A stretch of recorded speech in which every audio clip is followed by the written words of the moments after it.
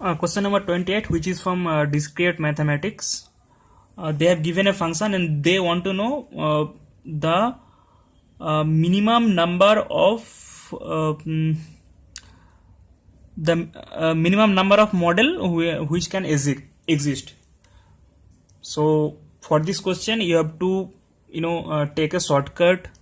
Like we know that this is symbol for all and this is symbol for exist. So if a set is empty and before the empty set, if we give this symbol, it will return false. But if we give a symbol here for wall, it will return true. And now if we see the function over here there are 3 exist.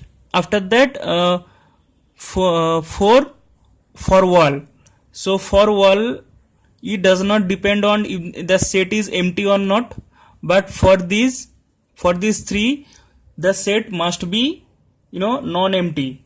So there exists at least one model of theta where universe size is less than 3 or equal to 3.